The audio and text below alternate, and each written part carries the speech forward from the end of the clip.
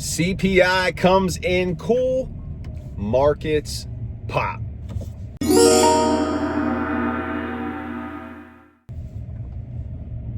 What is going on, everyone? Jeremy Hritz here. Courage pays better than fear trading.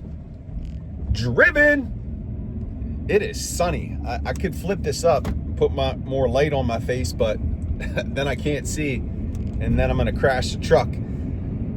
But thanks for being here with me. Wanted to get an episode recorded here. Just dropped the kiddos off at school on this beautiful Friday here.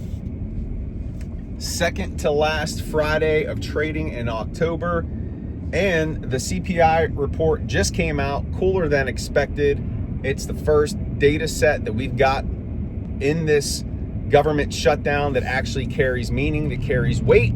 And the markets so far are responding positively. Now, it is 8:39 a.m. in the morning, and a quick impulse higher like this doesn't mean it's going to hold. Remember, this is the Trump stock market, where a tweet or a comment in a press conference about tariffs or anything related can drop things in a heartbeat. So head on the swivel. That's the way you have to trade this market, head on the swivel. But as of right now, in terms of what is observable, we could see that the market likes the CPI report, and that is good for rate cuts. And why are rate cuts important? Rate cuts are important because it lowers the cost of borrowing for consumers, for institutions, and that lowering of interest rates makes money cheaper to utilize, to deploy, and it then gets pumped back into the economy,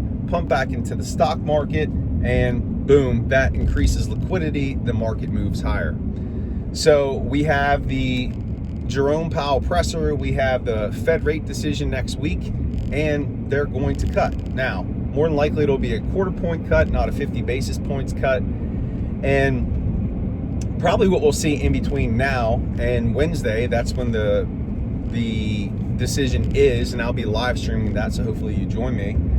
We'll probably see a rally into that, and then watch for, like we've talked about here on the channel several times before, a buy the rumor, sell the news type of event. And let's see if we get a sell down on Powell's comments. That would make sense. And one more tiny little dip, flush people out before we get into November, the best 6 months of the stock market, and then we'll go from there. So a nice way to kick off this Friday with a cool CPI report, and we'll see where things go from there. A couple other things paying attention to here that are happening in the stock market, just kind of a review from this week. Netflix reported earnings. They had an astronomical amount that they owed Brazil in terms of taxes, and so that caused them to miss on their earnings report, and they got smoked down below the 200-day simple moving average, which hasn't happened in quite some time. For Netflix, we saw them drop. And then Tesla reported on Wednesday. Initial reaction, bearish. They dropped, but they got bought up and actually finished in the green yesterday. So that's very strong for Tesla. Keep an eye on Tesla. And as I said in that, hey, there's Mr. Fontana. And as I said in the video, there were a lot of call options coming in around that $500 mark on Tesla, so there might be more upside. And remember, November historically is bullish for Tesla, so we could see a run there, push higher. So definitely watching Tesla. And a ticker that I'm going to be watching today for a day trade, Oracle, ticker symbol ORCL. If you remember back to, I believe it was, when was it, August, they had that massive jump, and I was so ticked off that I missed that move. I'm watching that for a day trade today. I think there's some opportunity to the upside there, so I am going to be watching that. A couple others I want to point out. Amazon is starting to show some strength, rebound from the dump that it had, and there's lots of meat on the bone there. Hasn't hit an all-time high since January, so that one is due. Keep an eye on that. And let's go. And the last thing that I'll say, the one thing that I'm watching to turn and to flip is sentiment in the crypto space. We hit new all-time highs in September into the beginning of October, but since then we saw that massive drop, that big liquidation that occurred off of the Trump-China tariff announcement on that Friday a few weeks ago. And Bitcoin has tried to rally out of that, but it has not been able to hold its gains.